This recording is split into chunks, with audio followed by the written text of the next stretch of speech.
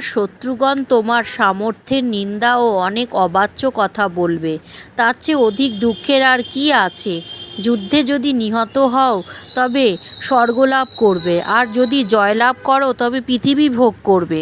সুতরাং হে কুন্তেয়, যুদ্ধ করার জন্য স্থির সংকল্প গ্রহণ করে উত্থিত হও।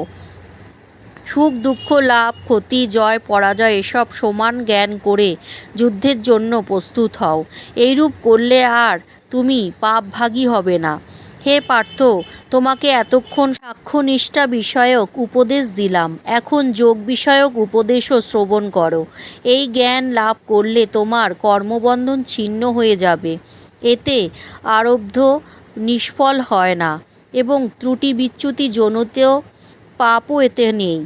এই ধর্মের স্বল্প আচরণ মহাভয় থেকে ত্রাণ করে। হে অর্জুন, এই নিষ্কাম কর্মযোগে নিশ্চয়ান্তিকা বুদ্ধি একনিষ্ঠই থাকে, কিন্তু অব্যবসায়ী অর্থাৎ কামনাপরায়ণ ব্যক্তিদিগের বুদ্ধি অনন্ত কামনাবশত বহু শাখা বিশিষ্ট হয়ে যায়। হে পার্থ, অল্প বুদ্ধি ব্যক্তিগণ বেদের কর্মকাণ্ডের স্বর্গ ফলাদি প্রকাশক মধুর বাক্যে অনুরক্ত হয়। তারা ভোগৈশ্বর্য লাভের উপায় স্বরূপ বিদিত ক্রিয়াকল্যাণের প্রশংসাসূচক আপাত মনোরম বেদবাক্য বলে থাকে। এই সমস্ত শ্রুতিসুখকর বাক্য দ্বারা যাদের চিত্ত বিভ্রান্ত এবং ভোগৈশ্বর্যে যারা আসক্ত, সেই সকল ব্যক্তির কর্তব্য অকর্তব্য নির্ণয়কারী বুদ্ধি ঈশ্বরে একনিষ্ঠ হয় না। বেদসমূহ ত্রিগুণাত্মক। হে অর্জুন, তুমি ত্রিগুণের অতীত হও, তুমি নির্দ্বন্দ্ব হও, নিত্য সত্ত্বগুণাশ্রিত হও, যোগক্ষেম রহিত আত্মবান হও। সকল স্থান জলে প্লাবিত হয়ে কূপাদি ক্ষুদ্র জলাশয়ে যে প্রয়োজন, তত্ত্বদর্শী ব্রহ্মজ্ঞ পুরুষের বেদেও সেই প্রয়োজন। কর্মেই তোমার অধিকার, কর্মফলে কদাচ তোমার অধিকার নেই। কর্মফল লাভ করাই যেন তোমার কর্মের উদ্দেশ্য না হয়, আবার কর্মত্যাগেও যেন তোমার প্রবৃত্তি না হয়। হে ধনঞ্জয়, যোগস্থ হয়ে ফলাসক্তি বর্জন করে সিদ্ধি ও অসিদ্ধিকে সমান ভেবে কর্ম করো। এই সমত্ব বুদ্ধি যোগ বলে কথিত। হে ধনঞ্জয়, কাম্যকর্ম বুদ্ধি যোগও অপেক্ষা নিতান্তই নিকৃষ্ট। অতএব তুমি সমস্ত বুদ্ধির আশ্রয় লও।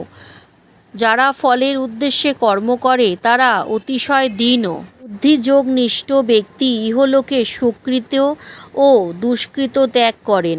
অতএব তুমি যোগের অনুষ্ঠান করো। কর্মে কুশলতা লাভই যোগ। বুদ্ধিযোগে যুক্ত জ্ঞানীগণ কর্মফলের কামনা পরিত্যাগ পূর্বক জন্মবন্ধন থেকে মুক্ত হন এবং সর্বদুঃখ রহিত পরমানন্দময় বিষ্ণুপদ লাভ করেন। যখন তোমার বুদ্ধি মোহময় গহন দুর্গ অতিক্রম করবে, তখন তুমি শ্রুত ও শ্রোতব্য বিষয়ে বৈরাগ্য প্রাপ্ত হবে।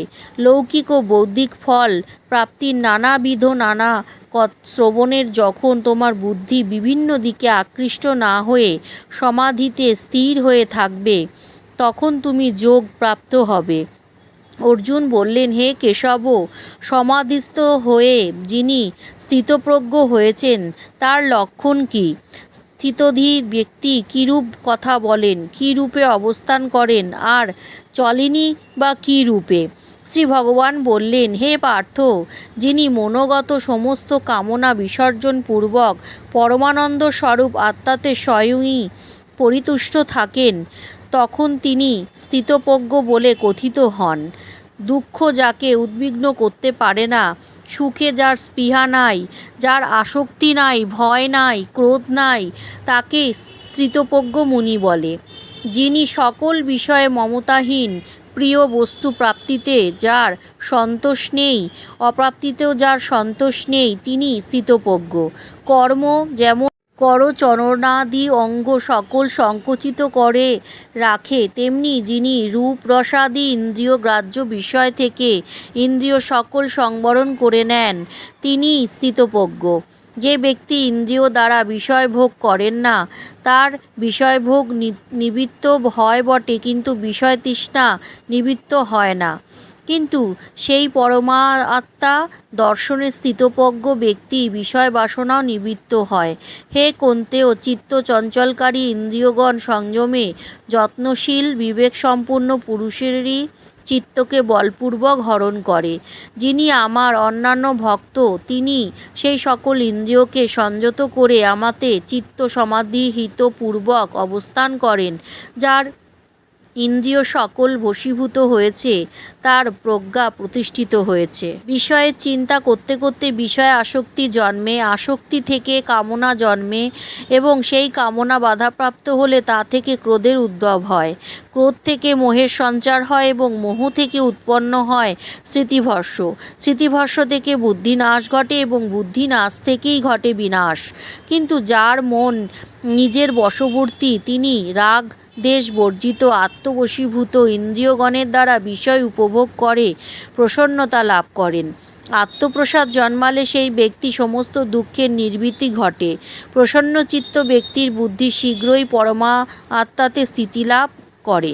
যার মন সমাহিত নয়, তার আত্মবিষয়ক প্রজ্ঞাও নেই, আত্মজ্ঞানে অভিনিবেশও নেই। যার এই অভিনিবেশ নেই, তার শান্তিও নেই। অশান্তির সুখ কোথায়?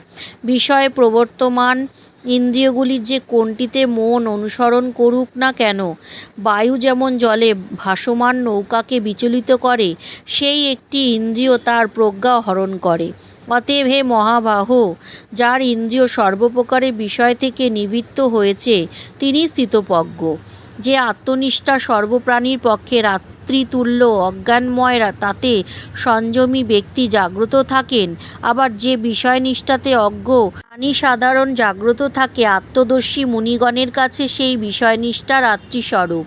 বিভিন্ন নদ নদীর জলে পরিপূর্ণ প্রশান্ত সাগর সমুদ্রে অপার জলরাশি প্রবেশ করে যেন বিলীন হয়ে যায়, সেইরূপ বিষয় ভোগে অনাসক্ত যে মহাত্মার মনে বিষয় সকল প্রবেশ করে, কোনো রূপে চিত্ত বিক্ষেপের সৃষ্টি করে না, তিনি শান্তি লাভ করেন। যিনি ভোগবাঞ্ছা কামনা করেন, তিনি শান্তি পান না।